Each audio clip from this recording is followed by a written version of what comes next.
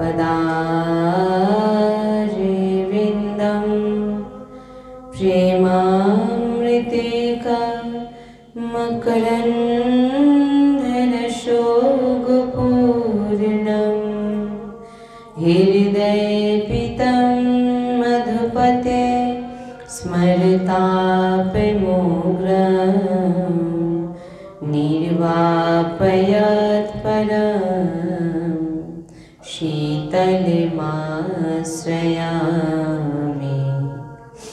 रसघनमोहनमूर्तिं विचित्रकेलिमहोत्सवोल्लासितं राधाचरण विलोलिता रुचिराशिखण्ड हरिं वन्दे रुचिराशिखण्ड हरिं वन्दे।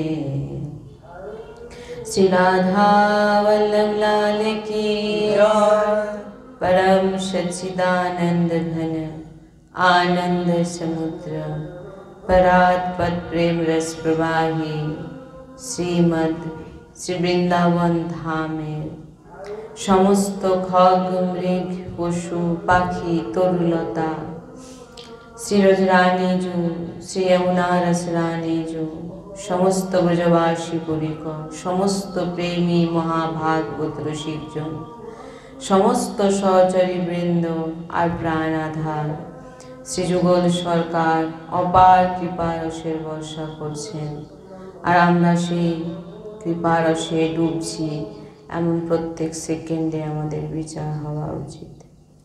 श्री राधा वल्लभ लाल की सद्गुरुदेव भगवान की वृंदावन बरसाना धाम की समस्त सहचरी वृंद की महाप्रभु श्री हरिवंश चंद्र जी महाराज की जय जय श्री राधेश्याम जय जय श्री राधेश्याम जय जय श्री राधेश्याम जय जय श्री हरिवंश श्री हरिवंश।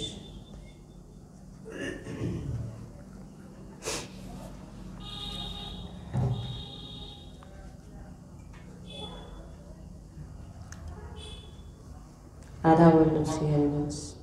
মা আমার কিছু প্রশ্ন ছিল, বলছি এক এক করে।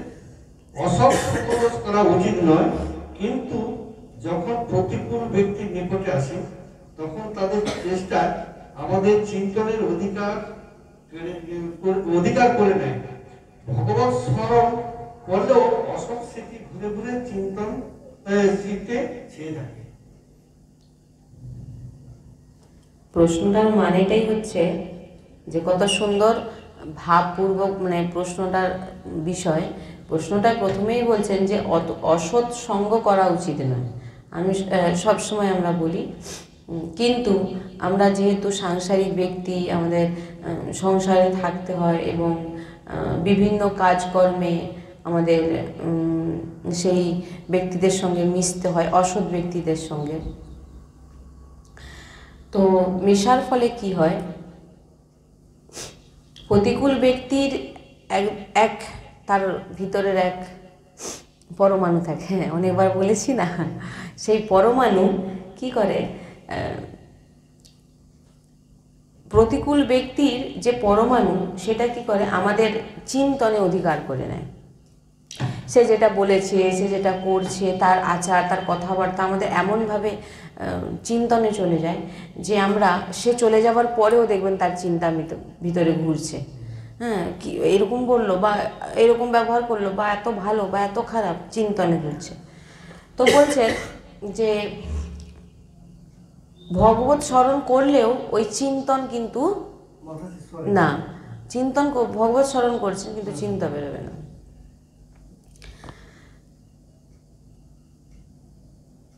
যেমন ধরুন কোনো ঘরের দরজা খোলা আছে, যে কোনো ব্যক্তি দরজা দিয়ে ঢুকে চলে আসবে, যে কোনো ব্যক্তি খোলা থাকলে যে কোনো ব্যক্তি ঢুকবে। কিন্তু দরজা যদি বন্ধ থাকে, পাহারাদার তার থাকে, আর সে ঘরে যদি কোনো জায়গা না থাকে, তখন কেউ ঢুকবে? ঢুকবে না। কি করে কেউ প্রবেশ করবে? কারণ সব সময় যদি আমাদের হৃদয় কোনো খারাপ চিন্তন ঢুকবে না। কেন? কারণ সব সময়, কারণ আমাদের হৃদয় হচ্ছে একটি দরজা, সেই দরজা আমরা সবসময় খুলে রেখেছি, যে কেউ এসে বসে যাচ্ছে। আর যদি সেই দরজা যদি বন্ধ থাকে, অর্থাৎ সেই দরজার ভিতরে প্রিয়া প্রিয়তম লাডলি লালের যদি চিন্তন থাকে আর নাম জপ চলছে, তখন নামরূপী পাহারাদার সে সমস্ত কিছুকে আটকে দেয়। তখন কি হবে? কেউ প্রবেশ করতে পারবে না। যত কিছু খারাপ যাই কিছু সামনে হোক না কেন, আমাদের কিন্তু কোনো অসুবিধা হবে না। যা কিছু দেখছেন সামনে, দেখবেন আপনাদের, ওই যে বললাম টিভি আদি সিরিয়াল বারবার দেখতে কেন না বলা হয়েছে, কারণ ওইগুলোই আমাদের পরের সময় দেখে তো চলে গেলাম, কিন্তু যখন একান্তে ভজন করতে বসবো, ওই চিন্তনগুলো দেখবেন আপনার মাথায় ডিস্টার্ব করবে, ভজন করতে দেবে না। সেই রকম কোনো দৃশ্য বা কোনো কিছু, কারণ আমাদের সাংসারিক গৃহস্থ, তিনাদের বিভিন্ন রকম কাজ করতে হয়, তো বিভিন্ন রকম ব্যক্তি সামনে আসে, তাদের সঙ্গে কথা বলতে হয়।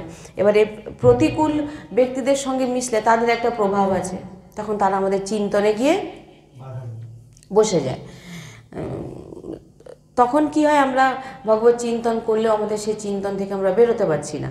তো সেটাই বলছেন যে যত কিছু যাই করে নাও, সামনে প্রতিকূল ব্যক্তি বসে যান, সে যা কিছু করে নিক না কেন, যদি আপনার ভিতরে, আপনার হৃদয়ের ভিতরে যদি সবসময় আপনার চিন্তনে যদি সবসময় লাডলি লালের চিন্তন চলে, তখন কেউ কিন্তু সেই ভিতরে প্রবেশ করতে পারবে না।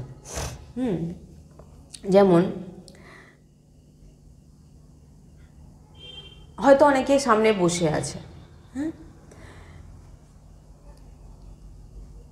সে খারাপ আচরণ করছে, কিন্তু আমি তার দিকে তো দেখবই না, সে কি করছে বলতেও পারবো না। যদি আমি ওই যে বললাম না, অন্যমনস্ক যদি থাকে, অনেক অন্যমনস্ক থাকে, আরে কোথায় আমি নেই, অন্য জায়গায় চলে গেছিলাম, মানে দেহ দিয়ে নয়, মন থেকে চলে গেছিলাম। তাই বলছেন যদি কেউ অন্যমনস্ক থাকে, অন্যমনস্ক থাকলে তেমন কি আমরা যে জায়গায় বসে আছি, কে কী আচরণ করছে কিছু জানতে পারছি না। সেই রকম বলছে যে যত কিছু খারাপ সামনে হয়ে যাক না কেন, সে দেখবেই না যে কি হচ্ছে, বা সে সেটাকে নেবেই না মাথায়। তাই বলছেন কেবল, কারণ আমি তো কেবল প্রভুকে দেখছি, আমি তো অন্য কিছু দেখছি না খারাপ। আমরা কি করি? খারাপটাকে আগে দেখি, কিন্তু আমরা তো খারাপ কিছু দেখছি না, সামনে অনেক কিছু হচ্ছে, কিন্তু আমার কিন্তু সেখানে চোখ নেই, কারণ আমার যে চিন্তন, আমার যে ভাবনা, সেটা তো আমার প্রিয়ালালের সঙ্গে জুড়ে আছে। কেবল প্রভুকে দেখব, ব্যক্তি ও তার গুণ দোষ এর প্রভাব আমাদের উপর তখন পড়বে না। যদি আমরা প্রতিকূল ব্যক্তির সামনে বসে আছি, প্রতিকূল সে আচরণ করছে, আমি কিন্তু তো তার দিকে দেখছি না। যদি না দেখি, তাহলে আমি জানবো কী করে যে সে কী করছে না করছে, কারণ আমার ভাবনা চিন্তন তো প্রভুর দিকে।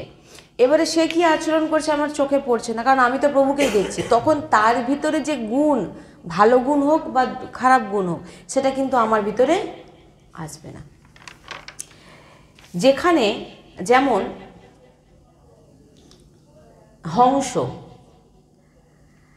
দেখবেন যে এ একটা এমন সামর্থ্য যে দুধ জল মিশিয়ে তাকে দিয়ে দিন বাটিতে, সে দুধ খেয়ে নেবে, আর জলটা জলটা পড়ে থাকবে। এই যে শক্তি, এই শক্তি কিন্তু আর কারোর মধ্যে নেই। দুধ খেয়ে নেবে আর জলটা পড়ে থাকবে, এই শক্তি আর কারোর মধ্যে নেই। তেমন এই রকম শক্তি প্রতিকূলের মধ্যে থেকেও যিনি প্রিয়ালালের চিন্তা করেন, এ শক্তি ভক্তের ছাড়া আর কারোর মধ্যে থাকে না। হংসের সমান সন্তজন,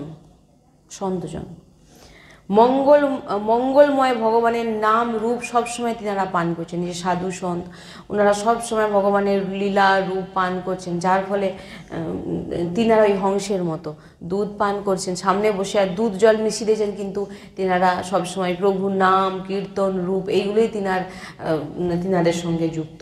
আর সংসারে যত কুমার্গ হচ্ছে, অর্থাৎ কুমার্গামী যে বাসনা, তিনাদেরকে কোনোদিন গ্রাস করতে পারবে না, কারণ তিনারা তো অন্য জায়গার সঙ্গে জুড়ে আছে। তাই দোষকে ত্যাগ করে গুণকে ধারণ করে ভগবত মার্গে চলেন সাধু সন্ত। সবার মধ্যে ভগবান আছে। তো এমন ভাবনা যদি আমাদের মধ্যে থাকে, তো সব সময় ভজন আমাদের চলছে।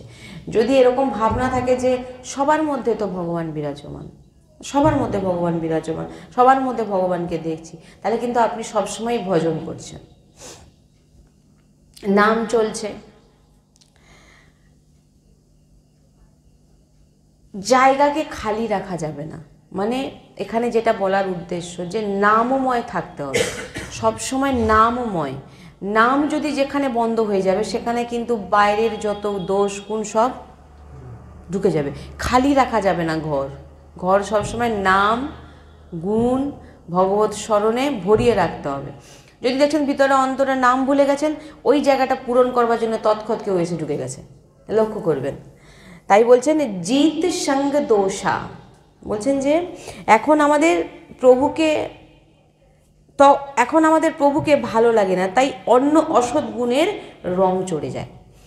যখন দেখবেন আপনি নাম থেকে দূরে হয়ে গেছেন, প্রভুর থেকে দূরে হয়ে গেছে, তখন দেখবেন অসৎ সঙ্গের যে গুণ আর দোষ, অসৎ সঙ্গ করলে যে গুণ দোষ ভিতরে প্রবেশ করে, সেইটা তখন প্রবেশ করে যাবে, যদি নাম রূপ লীলা না চলে।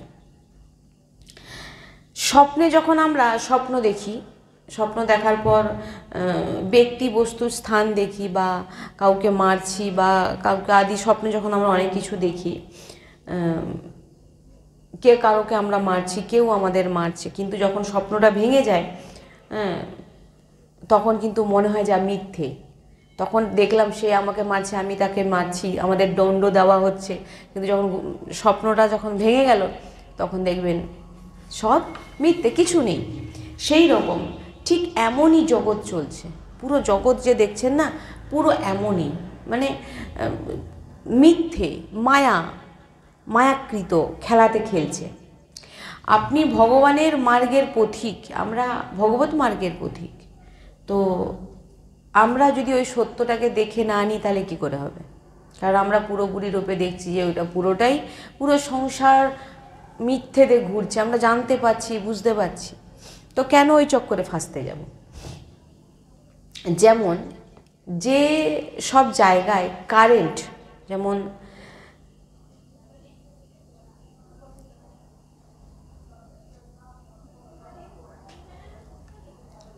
আপনি যখন কোনো ব্যক্তির সামনে বসে আছেন, কোনো ব্যক্তির সঙ্গে আছেন, তখন আপনি ওই ব্যক্তিকে কিন্তু দেখবেন না, কাকে দেখবেন?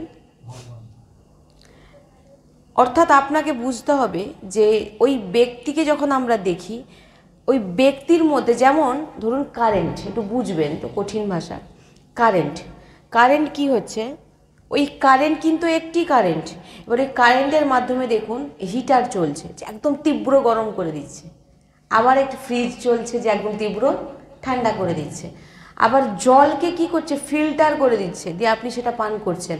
আবার এই কারেন্টে যদি কেউ হাত দিয়ে দিচ্ছে, সে তাহলে কারেন্ট কিন্তু একটি, কিন্তু তার যন্ত্র দেখুন কত, সেরকম মানুষ হচ্ছে সেই রকম। তার সবের মধ্যে কিন্তু কি আছে? ফ্রিজের মধ্যেও কারেন্ট আছে, পাখার মধ্যেও, পাখা আপনাকে বাতাস দিয়ে দিচ্ছে, হ্যাঁ, লাইট আপনাকে আলো দিচ্ছে। কারেন্ট কিন্তু একটি, কিন্তু যন্ত্র বিভিন্ন রকম, ফ্রিজ, হিটার, পাখা,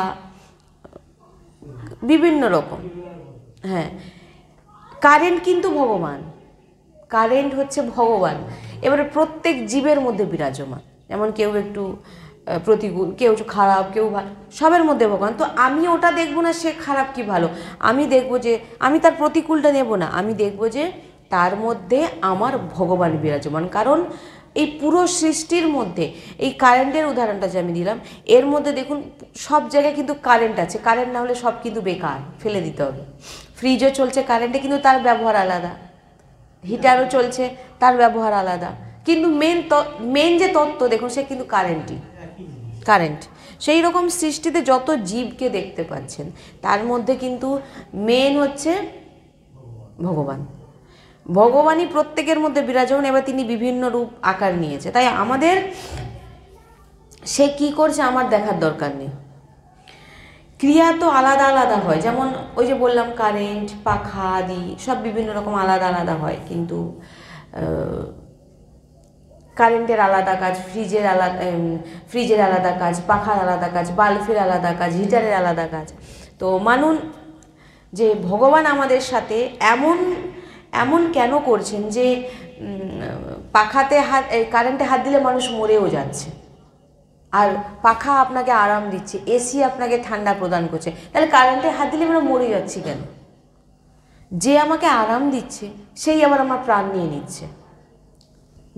ভগবান কি করছে দেখুন, আপনাকে সুখ দিচ্ছে, দুঃখ দিচ্ছে, আবার আপনাকে জন্মও দিচ্ছে, আবার আপনাকে মৃত্যুও দিচ্ছে। তার মানে যে তাহলে ভগবান আমাদের সঙ্গে এরকম কেন করছে? তাই বলছেন এখানে,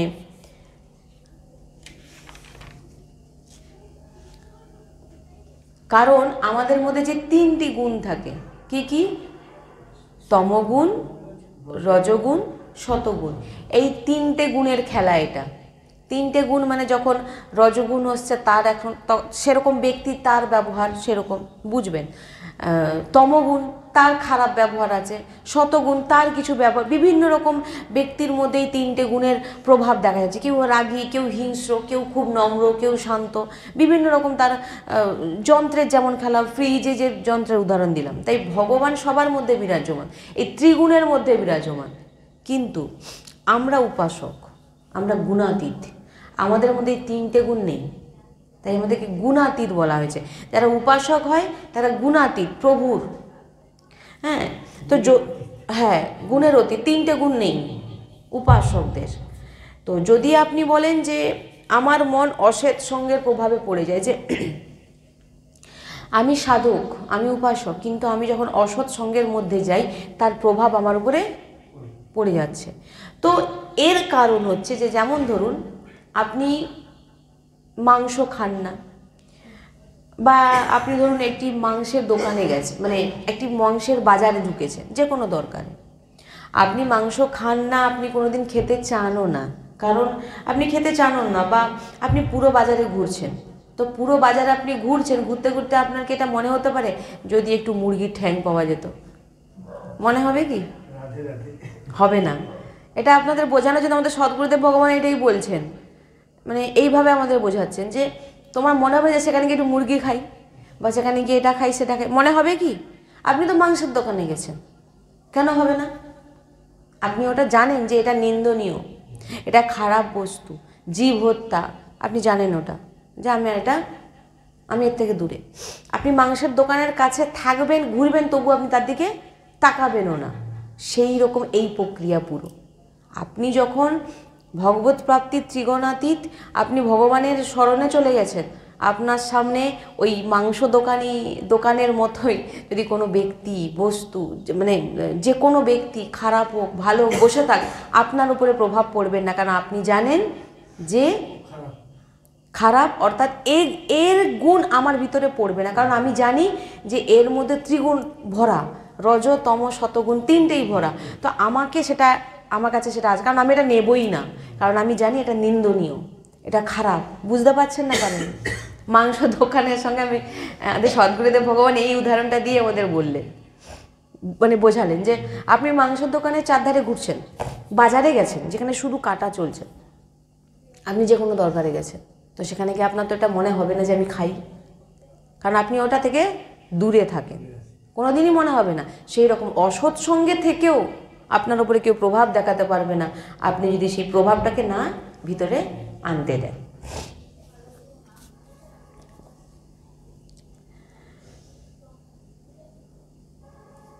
যখন কুসঙ্গ হচ্ছে, আপনি কোনো খারাপ ব্যক্তিদের সঙ্গে আছেন, একদম সাবধান হয়ে যান, হ্যাঁ, সাবধান হয়ে যান। আর এর প্রভাব হয়তো পড়তে পারে যে আপনি কথা বলার পর আপনার মনে হচ্ছে তার কথাগুলো মনে হচ্ছে, তার খারাপ কথাগুলো মনে হচ্ছে, ভালো কথা মানে আপনার উপর প্রভাব পড়ে গেছে।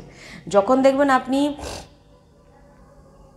কোনো প্রতিকূল ব্যক্তি, কোনো খারাপ চিন্তন করা ব্যক্তির সঙ্গে আপনি বসে আছেন, কথা বলছেন, কথা বলার পর সে যখন চলে গেল, আপনি আপনার বাড়ি চলে গেলেন, আপনি যখন একান্তে বসবেন প্রথম চিন্তা কিন্তু সেই ব্যক্তি আসবে তো। তো এখানে বলছে যখন আপনার ভিতরে যখন আপনি তার সঙ্গে কথা বলবেন, তখন আপনার ভিতরে একটা জিনিস চলবে যে আমি কার সঙ্গে কথা বলছি, ভগবত রূপ। এর মধ্যে ইনি হচ্ছে ত্রিগুণাতীত, ইনার মধ্যে 3টে গুণ বিরাজমান।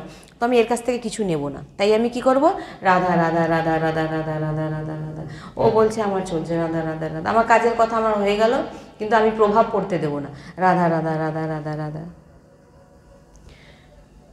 এর রং আমার উপরে যেন না চড়ে, মানে তার রং, তার আচার ব্যবহার, তার যে সমস্ত গুণ যেন না আমার উপরে প্রভাব পড়তে পারে।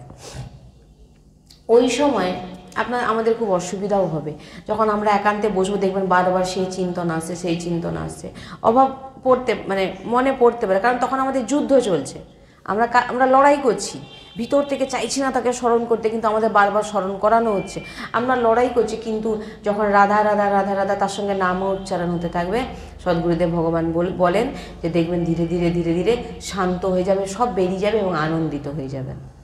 তার জন্যে যার সঙ্গেই কথা বলুন না কেন, সে যেন আপনার উপর প্রভাব না ফেলতে পারে।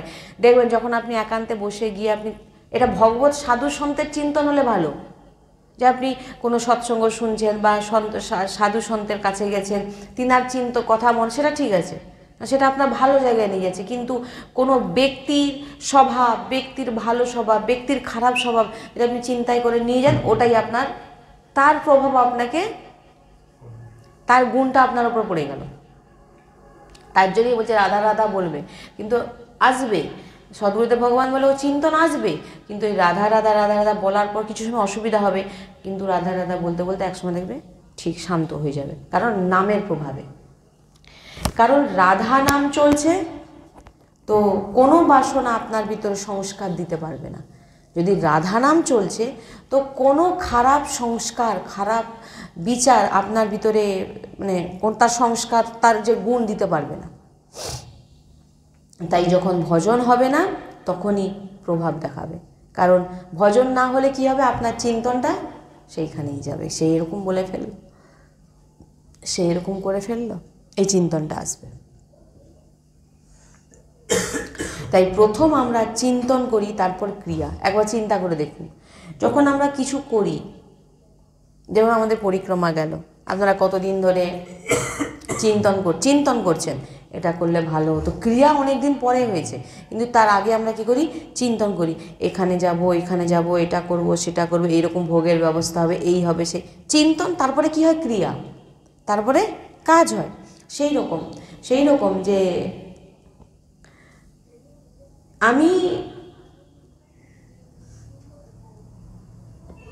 আমি এমন করতে চাইনি কিন্তু করে ফেলেছি, যেমন আপনি মনে মনে ভাবছেন যে সে যা বলছে আমি তার কথাটা নেব না, কিন্তু আপনি করতে চাইছেন না, কিন্তু আপনার চিন্তন তার চিন্তন করাচ্ছে, আমার চিন্তন কিন্তু সেই ব্যক্তি চিন্তনই করাচ্ছে, আপনি কিন্তু চাইছেন না, কিন্তু সেটা হচ্ছে কেন বুঝবেন, সেটা হচ্ছে এই কারণে যে আপনি দরজাটাকে খুলে রেখেছেন। বোঝা যাচ্ছে, দরজাটাকে খোলা রেখেছেন বলে সেই চিন্তন এসে আপনার চিন্তনে বসে গেছে, দিয়ে আপনাকে তার প্রভাব দেখাচ্ছে। এবারে আপনি যখন নাম নিতে থাকবেন, সে তখন এখানে আপনার যদি চিন্তন থাকে প্রিয়ালালের প্রিয়তমের চরণ দর্শন করছেন, আপনি চরণ দর্শন করতে করতে তিনার দিকে দেখছেন, তিনার কথা শুনছেন, তখন তাহলে প্রভাবটা আপনার উপরে কার পড়বে, সেই ব্যক্তির প্রভাব পড়বে না যেটা চিন্তন করছেন তার প্রভাব পড়বে? ভগবত চিন্তন করছেন, তো আপনার কিন্তু প্রভাবে কখনোই সে ছেয়ে যাবে না, কারণ আপনার চিন্তনে কিন্তু ভগবত চিন্তন আছে। তাই ভুল কিন্তু আমাদেরই, কারণ আমাদের চিন্তনটা খারাপ, আমাদের চিন্তনটা আগে হয়ে যাচ্ছে, কিন্তু আমি চাইছি না, কিন্তু তবু কাজ হয়। আপনার সে কাজটা হয়ে যাবে। কারণ আপনি চিন্তনটা আপনি চিন্তা করছেন যে সে এরকম বললো, সে আমাকে এরকম করলো, এইবার সেটা ক্রিয়া হবে। তাই আপনি চিন্তনটা করার সুযোগ তাকে করে দিয়েছেন, কারণ আপনার মধ্যে কি নেই, নাম চলছে না। নাম না চলার জন্য কি হচ্ছে, দরজাটা খোলা আছে, চিন্তন এসে বসে গেল। তাই সাধক বাইরে থেকে আসা অশুভ সংস্কার নামের বলে আটকে দেয়। সাধক কি করে, বাইরে থেকে যত ব্যক্তি আছে, ত্রিগুণ ভরা ব্যক্তি, তাদের যত আচরণ, সে আচরণ কিন্তু সাধককে কিছু করতে পারে না। ভিতরের যে সাধকের ভিতরের যে নামের শক্তি, তাদের সেই সংস্কারকে আটকে দেয়। কারণ সে তার মধ্যে কাকে দেখছে, তার প্রভুকে। আর তখন সে একান্তে গেল, কারণ তার চিন্তনের মধ্যে প্রভুর চিন্তন আছে, তার গুণ কিন্তু ঢোকেনি। এবার সে যখন একান্তে চিন্তন করলো, তখন তার একটাই চিন্তন আসবে, প্রভুর। যেমন আমাদের সদ্গুরুদেব ভগবান বলেন, সদ্গুরুদেব ভগবান যখন হাজার হাজার লোকের সামনে সৎসঙ্গ করছেন, একান্তিক বার্তা করছেন। একান্তিক বার্তা মানে বিভিন্ন ভক্তের প্রশ্ন, তিনারা সামনে আসছে, বিভিন্ন রকমভাবে প্রশ্ন করছেন। সদ্গুরুদেব ভগবান বলেন যে আমার সামনে এসে হাজার লোক প্রশ্ন করছেন, তাদের উত্তর আমি দিচ্ছি, কিন্তু যখন আমি এখান থেকে সৎসঙ্গ থেকে উঠে যাব, যেমন ডাস্টার দিয়ে বোর্ড মুছে দেওয়া হয় না, ওই পুরো উঠে যাওয়া মাত্র সমস্ত বোর্ড মুছে দিয়ে চলে গেলে। যে আজকে আমি 200 জনের সঙ্গে কথা বলেছি, তো 200 জনের চিন্তন আমার ভিতরে কিন্তু সঙ্গে সঙ্গে উঠে গেলেন, সঙ্গে সঙ্গে মুছে দিলেন। এবারে সদ্গুরুদেব ভগবান মানে এত অদ্ভুত কিছু কিছু মানে বলেন যে আমাদের মানে শুনেও আমরা একদম মানে বলেন যে এবারে তাকে আমি ভুলেই গেলাম। এইবারে সে যখন আমার এই কথা বা আমার এই জিনিসগুলোকে স্মরণ করতে থাকবে, তখন তার যে সেই ফল তখন আমার মাথায় ঢুকে যাবে। মানে তখন আমি তাকে চিন্তা করব। কাকে চিন্তা করব? যারা এসে প্রশ্ন করেছিল, একজন হয়তো, তার মধ্যে 200 জনের মধ্যে একজন হয়তো, কি 2 জন হয়তো সদ্গুরুদেবের একদম বাণী নিচ্ছে, বা সদ্গুরুদেবের তখন এখন তার কথা তখন মনে হয়ে যাবে। দেখুন কীরকম। এবারে সদ্গুরুদেব যখন তার চিন্তা করবে, তাদের মধ্যে চিন্তন আছে, তিনারা তো ভগবত, তিনারা তো সবসময় যখনই সামনে 200 জন বসে, 200 জনের মধ্যে তিনারা রাধা রাধা দেখছেন, প্রশ্ন করছেন, কিন্তু তিনি কোনো ব্যক্তি দেখছেন না, তিনি রাধারানীকে দেখছেন, বসে আছে সামনে, রাধা দেখছেন, মুখশ্রীতে রাধারানী দেখছেন। সদ্গুরুদেব ভগবান বলে আমি এরকম করে তাকিয়েছি, সে ভাবছে আমার দিকে দেখছে, কিন্তু তিনি তো তিনার দিকে দেখেনি, তিনি তিনার কাজ করছেন, তিনি রাধারানীকে দর্শন করছেন, তিনি কিন্তু সেই ব্যক্তির প্রভাব তিনার উপরে। সদ্গুরুদেব ভগবান বলে যখন আমি এখান থেকে তাকে স্মরণ করব, আমার ভিতরে যে ভগবত চিন্তন তার ভিতরে চলে যাবে। বুঝতে পেরেছেন? সাধু সন্ত আচার্যগণ এত দিব্য হন যে তিনার ভিতরে যে চিন্তন, তিনার যারা আলোচনায় ছিলেন তাদের মধ্যে হয়তো খুব ভাগ্যশালী একজন দুজন, তিনার চিন্তা যখন সাধু মহাত্মা সন্তজন করে ফেলছেন যে এই ব্যক্তি, কারণ তিনাদের যে সাধনার মানে তিনাদের যে টানের বলে তারা যখন করছে, তখন এখানে সাধু কানেকশান হয়ে যাচ্ছে, তখন তিনি সদ্গুরুদেব ভগবান বলে তখন আমরা যখন তার চিন্তা আমার মাথায় যখন চলে আসবে, এইবারে তার উপরে আমার ভিতরের যে ভগবত চিন্তা তার উপরে চলে যাবে, এইটা মনে হয়ে যাবে। কিন্তু তিনি তো সব ডাস্টার দিয়ে মুছে দিয়েছিলেন, কিন্তু আবার হবে সেটা। এগুলো সাধুর সঙ্গে দিব্য মহাপুরুষ ইনাদের কথা বলছি। হ্যাঁ, তো আমাদের এটাই রাখতে হবে সবসময় মনে, যে সামনে ব্যক্তি যে কথায় বলুক না কেন, কারণ আমি অসৎসঙ্গ আমাদের যেতেই হয়, অসৎসঙ্গ আমাদের করতেই হবে, কারণ আমরা সাংসারিক হয়তো কোনো কাজ বা কোনো কিছু, তো আমাদের এটা রাখতে হবে যে সামনে যে ব্যক্তি আছে তিনি হচ্ছে যন্ত্র বিশেষ। আমরা যন্ত্রকে দেখব না, তার আচার ব্যবহার দেখব না, তার ভিতরের কারেন্টকে দেখব। অর্থাৎ আমার ভিতরে যে কারেন্ট আছে ওটাকে সাক্ষাৎ প্রিয়ালাল। তো প্রিয়ালাল যখন আছেন, প্রিয়ালালকে দেখছি, আমি অন্য কোনো ব্যক্তিকে দেখছি না। আর তখন আপনার চিন্তনে যখন ওরা সবাই চলে যাবে, আপনি যখন ফিরে আসবেন, একান্তে বসবেন, দেখবেন এই প্রিয়ালালেরই চিন্তন হবে।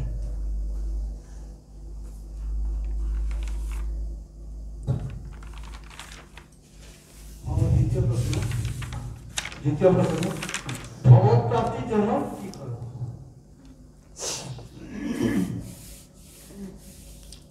ভগবত প্রাপ্তির জন্য সবার প্রথম আমাদের স্বীকার করতে হবে যে শ্যামার শ্যাম ছাড়া আমার আর কেউ নেই, লাডলি লাল ছাড়া আমার আর কেউ নেই।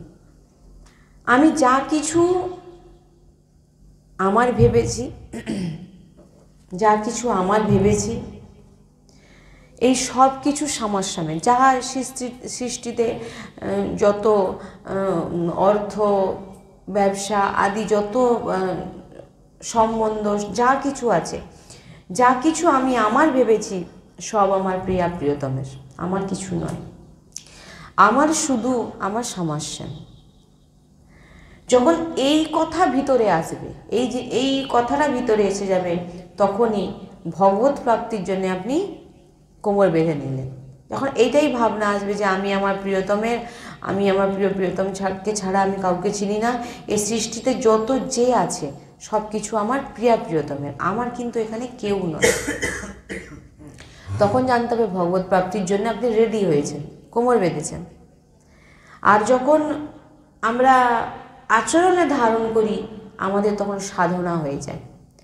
আচরণে ধারণ করা মানে প্রথমে আপনি ভাবলেন যে এরা আমার কেউ নয়, আমি আমার প্রিয়তমের ছাড়া আমি আর, কিন্তু আমার আচরণে এখনো আসেনি।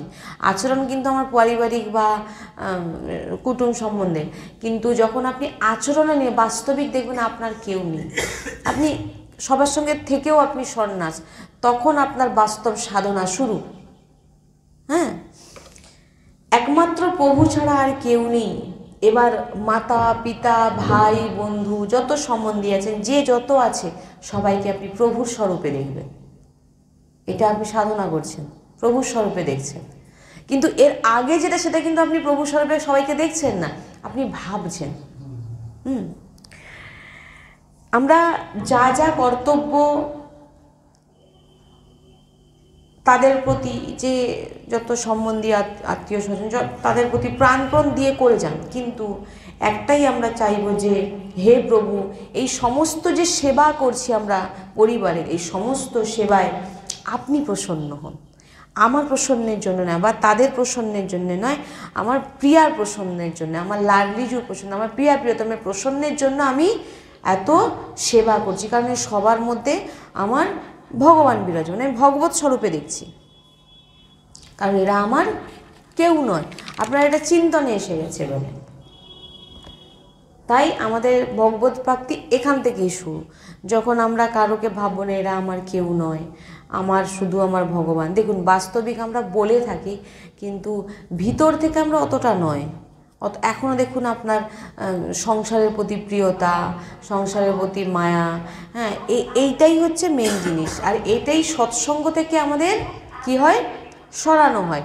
এটাই আমাদের সৎসঙ্গ থেকে আমাদেরকে বার করে নেয়, মানে এই যে মায়া মোহ থেকে। কারণ বাস্তবিক যদি দেখেন, তো এখানে বলা হচ্ছে যে সবার মধ্যে ভগবানকে দেখা। তো বাস্তবিক কিন্তু এটাই তো ঠিক, যে সবার মধ্যে আমরা ভগবানই তো বিরাজমান, কারেন্ট রূপে, যেটা আগে বললাম, সবার মধ্যে ভগবান বিরাজমান।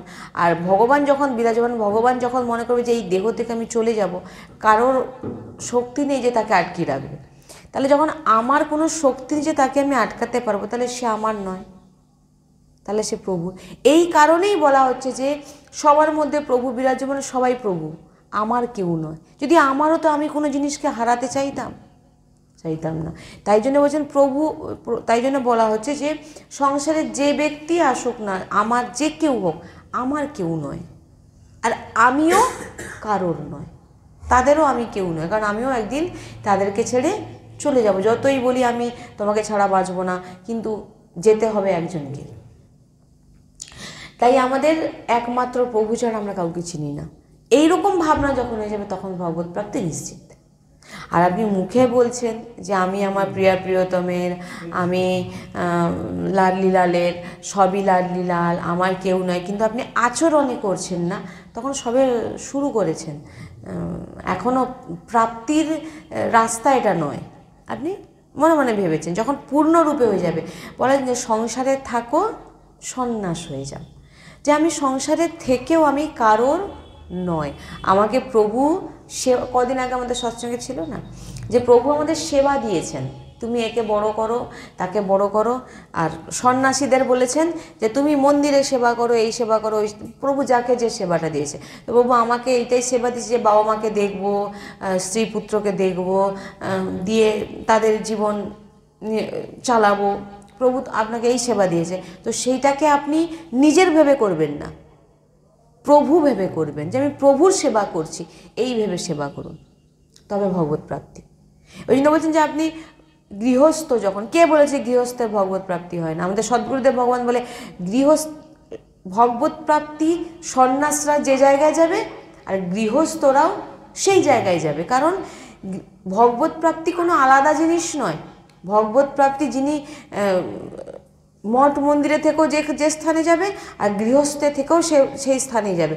ভগবান যাকে যে সেবাটা দিয়েছে সে যদি ঠিকঠাকভাবে সেবা করে থাকে, যে আমি ভগবত সেবা করছি, একই ফল, একই। আমাদের সদ্গুরুদেব ভগবান বলে এর মধ্যে কোনো ভেদ নেই। কিন্তু আমাদের ভুল ধারণা, আমি গৃহস্থ, আমি কি করে করব, আমি পারবো না, আমার দ্বারা না, ওটা ভুল কথা। তুমি তোমার ভাবছো কেন? তো এটা তো তোমার না, তোমাকে সেবা দেওয়া হয়েছে। তুমি বৃদ্ধ বাবা মার সেবা করবে, তুমি পুত্রের সেবা করবে, তুমি স্ত্রীকে দেখবে, তোমাকে ভগবান সেবা দিয়েছে। কারণ যে সবাই তোমার কাছে, সবার মধ্যে কিন্তু ভগবান বিরাজমান। এবারে তারপরে যখন লাড্ডু যেখানে নিয়ে যাবো সে তিনি তখন জানে, হ্যাঁ তিনি তখন জানে। কিন্তু যতক্ষণ আপনাকে সেবা দিয়েছে আপনি তখন করে যান, কিন্তু তার মধ্যে আপনার এটাই ভাবনা থাকবে যে এরা আমার কেউ নয়, এরা আমার প্রভু, ব্যাস। এটাই ভগবত প্রাপ্তি। একই জায়গায় যাবেন, সন্ন্যাসীরাও যেখানে যাচ্ছেন আর গৃহস্থরাও সেখানে যাচ্ছেন, কিন্তু এই ভাবনাটাই তো আমাদের মধ্যে নেই। আমাদের ভাবনা এই আমার স্ত্রী, আমার ছেলে, আমার মেয়ে, আমার বাবা মা, কিন্তু আমার বলছে কিন্তু কেউ আমার নয়, সবাই চলে যায় একদিন। এইরকম ভাবনা রাখলেই ভগবত প্রাপ্তি নিশ্চিত। আমার তৃতীয় প্রশ্ন, নাম জপের ফল কি? নাম জপের ফল হচ্ছে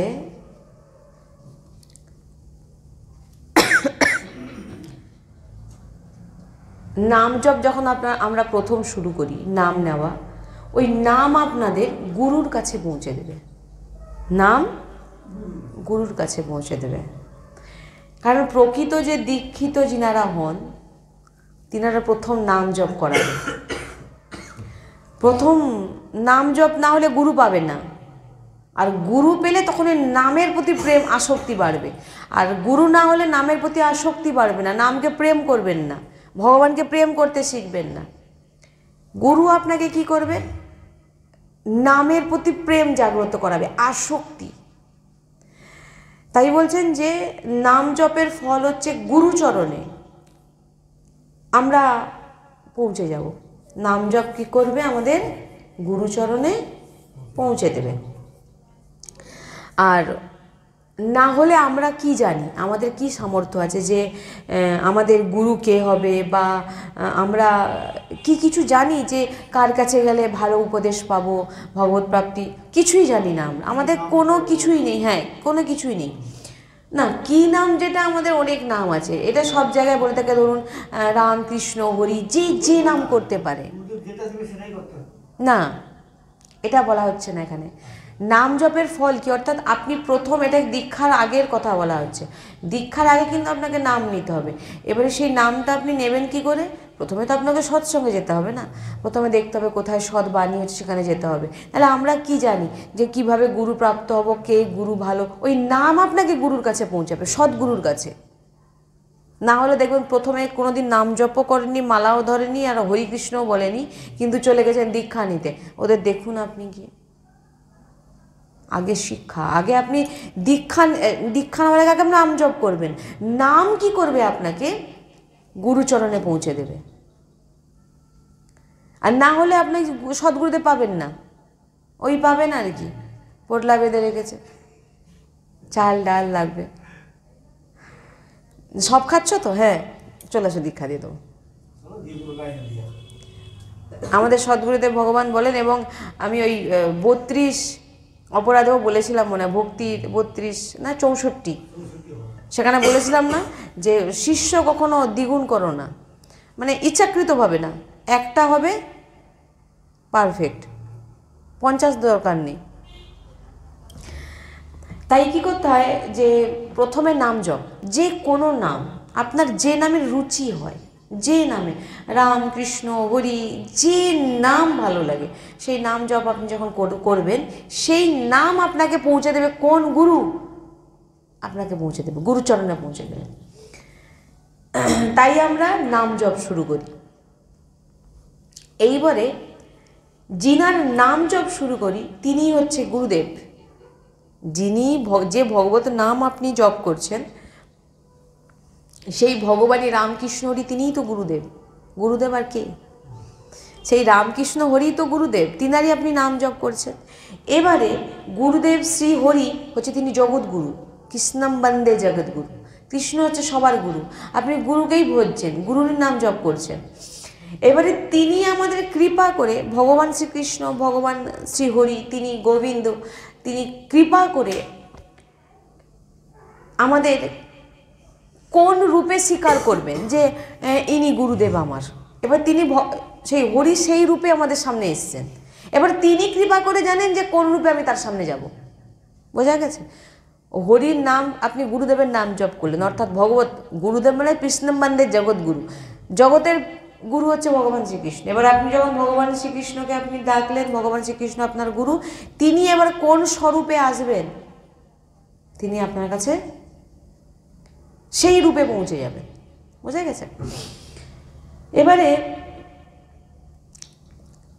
গুরুদেব যে নাম আপনাকে, ধরুন নাম জপের ফল, এবার আপনার গুরু প্রাপ্ত হয়ে গেল, নাম জপের ফল আপনি গুরু প্রাপ্ত হয়ে গেল, গুরুকে পেয়ে গেলেন।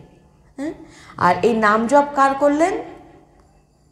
গুরুরই করলেন, কৃষ্ণম বন্দে জগৎগুরু, কৃষ্ণের নাম ধরলেন, জগৎগুরুর নাম জপ করা হয়ে গেল। এবারে গুরুদেবের প্রাপ্তির মানে নামে গুরুদেব আপনাকে যে, এবারে গুরুদেব আপনাকে যে নামটা বলবে করতে, সেই যে নামটাই আপনি আগে করেছেন সেই নামের ফলে গুরু পেয়েছেন। এবার গুরুদেব আপনাকে যে নাম করতে দেবেন, এবার সেই নামের প্রতি আপনার আসক্তি হবে, অর্থাৎ সেই নামকে আপনি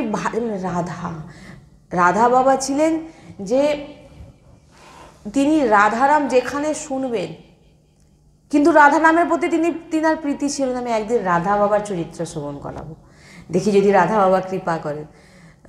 তো তিনি বেদজ্ঞ ছিলেন, তিনি প্রেম উপাসনাকে কিছু করতেন না। ভাইজি হনুমান প্রসাদ পোদ্দারজি মহারাজ তিনার কৃপাতে তিনি রাধারানীকে চিনতে পারেন, কিন্তু তিনি ভগবান শ্রীকৃষ্ণের বড় উপাসক ছিলেন। তিনার কৃপাতে তিনি রাধা, সে যাই হোক ওটা বলবো। তিনি বলেন কিসের কি প্রেম?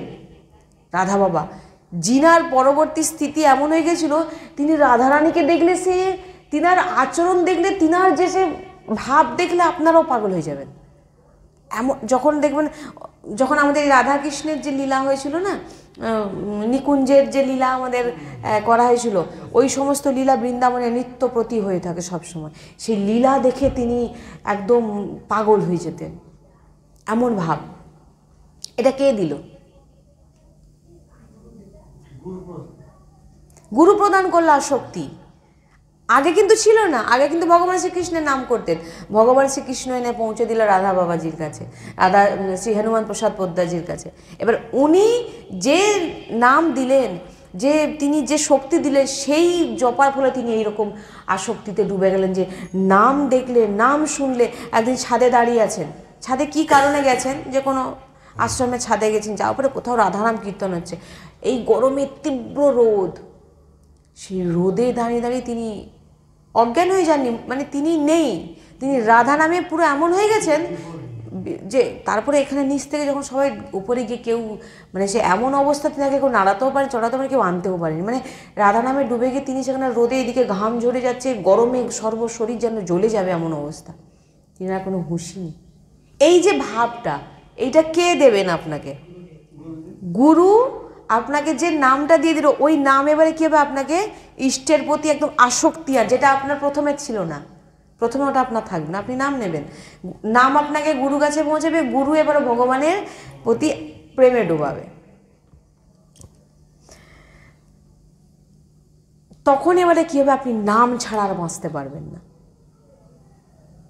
হয়তো গুরুদেব আপনাকে বলে যাই, তুমি এই রাধা নাম আর নেবে না, আমি তোমাকে বললাম, দরজা বেরোবেন না, রাধা নাম শুরু হয়ে গেছে। এবার আপনি কাঁদবেন। একেই আসক্তি বলে, যে আপনি কিছু করে নাম বন্ধ করতে পারবেন না, এমন হয়ে যাবে। একেই নামে আসক্তি বলে।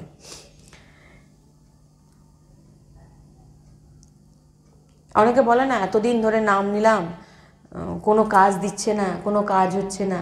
আমাদের সদ্গুরুদেব ভগবান বলেন যে এটা একদম ভুল, এটা একদম মানবেন না কেউ, যে নাম হচ্ছে অবিনাশী সচ্চিদানন্দময়, যে নাম কখনো বেকার হতে পারে না। কোনো শক্তি নেই যে একবার রাধা নাম যে নিয়ে নিয়েছে, যে একবার রাধা বলেছে, কোনো শক্তি এই রাধা নামের প্রভাব কেউ নষ্ট করতে পারবে না। একবার বলেছে সে, কোনো শক্তি, কোনো কর্ম নেই যে এই রাধা নামকে বেকার করে দেবে। এই একবার রাধা নাম তার প্রভাব দেখাবে। তাই প্রেম রস প্রাপ্তির জন্য নামের কৃপাতে যখন গুরুদেব ওই নাম দেন আর তিনার আদেশে আমরা পালন করি, সেই নাম জপ আদি করি, তো আমাদের অহংকার নষ্ট হয়ে যায়। প্রথমে কিন্তু আমরা অহংকার বশত নাম জপ করেছি, এবারে যখন গুরুদেব আমাকে নাম দিল, তখন আমার নামের প্রতি আসক্তি কখন হবে? অহংকার থাকলে হবে না। এই অহংকারকে নষ্ট করবে কে? কে নষ্ট করবে? গুরুদেব। গুরুদেবের দেওয়া নাম, গুরুদেবের দেওয়া নাম কি করবে? আপনার ভিতরের অহংকারকে নষ্ট করে দেবে। যেমন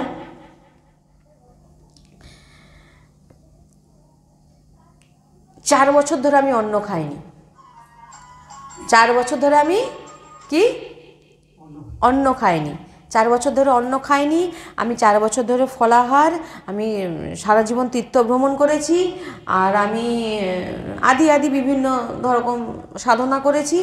এটা আপনার কি মনে হচ্ছে? অহংকার বশত না অন্য কিছু? কারণ দেখুন,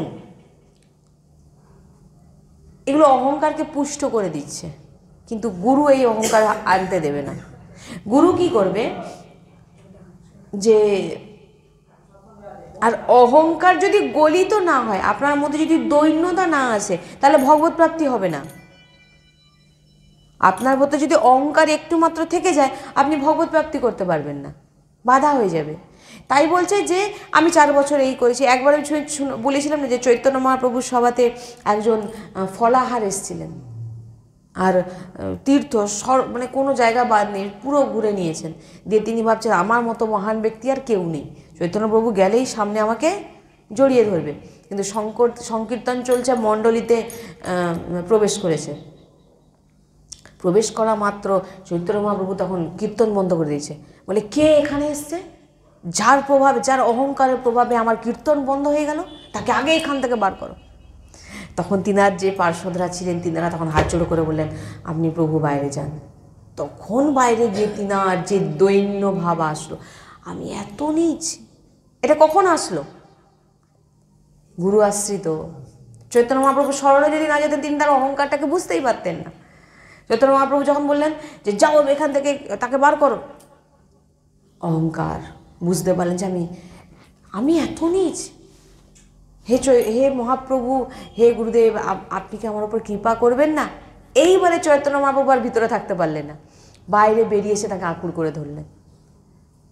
গুরুদেব ছাড়া অহংকার নষ্ট হবে না, গুরুদেবের ছাড়া অহংকার নষ্ট হবে না। আর অহংকার নষ্ট না হলে আপনি ভগবত প্রাপ্তি করতে পারবেন। আর যখন গুরু স্মরণ হয়ে যায়, যে আপনি রহস্যকে বুঝে যাবেন, যে এর মধ্যে কি আছে নামের মধ্যে, নিজেকে তখন দীন ভাববে। গুরুদেবের সামনে গেছেন দীন হয়ে, হে গুরুদেব, আপনার আমার ভিতরে কোনো অহংকার নেই, দীন হয়ে, আর ভাবে যে আমি যা সাধন করছি, আমি যা নাম নিচ্ছি, আমি যা কিছু করছি না কেন, হে গুরুদেব, আমার তো কোনো সামর্থ্য নেই, তোমার কৃপাতেই আমার হচ্ছে। এই ভাবনা, এটা কিন্তু অহংকার মুক্ত, এর মধ্যে কিন্তু অহংকার নেই। আর যে অহংকার থাকবে, দেখবেন আমি তো সব করে নিচ্ছি, তখন কিন্তু ওটা অহংকার পুষ্ট, তখন কিন্তু ভগবত প্রাপ্তি হবে না। হে গুরুদেব, আমার সামর্থ্য নেই, আমি কোথায় সাধন করব, আমার কি শক্তি আছে, আপনার কৃপাতেই আমি যতটুকু করছি, আপনার কৃপাতে। যদি আমি ভগবত প্রাপ্তি করতে পারতাম তাহলে বহু জন্ম তো পেয়েছি, বহু জন্মতে তো ভগবত প্রাপ্তি করতে পাইনি, বহু জন্মে তো কৃষ্ণ হরি বলিনি, বহু জন্মতে তো গুরুচরণাশ্রিত হইনি। তাহলে এই জন্মে আমি যে ভগবত নাম নিচ্ছি আর এই জন্মে যে আমি ভগবানের চরণাশ্রিত হয়েছি শুধু কার কৃপায়?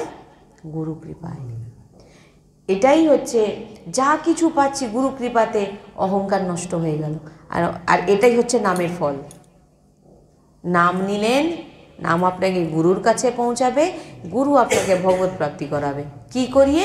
মেন হচ্ছে অহংকার। দেখবেন অনেকে বলে আমি সূর্য না ডুবলে খাই না, সূর্য ডুবে গেলে আমি যা মালা নিয়ে বসে যাই আমি খাই না, সূর্য না ডুবলে আমি এটা করি না, আমি এতদিন ফল খেয়ে থাকি, আমি এই ব্রত করি, আমি ওটা করি, আমি পরিক্রমা করি, আমি করি। তার মানে অহংকার পুষ্ট হচ্ছে। আর যখনই গুরু আসছে তো চলে যাবেন, তখন আপনি দেখবেন গুরুর সামনে গেলে আপনি নিজেকে দীর মনে করবেন, সত্যি আমি কত ভুল করি।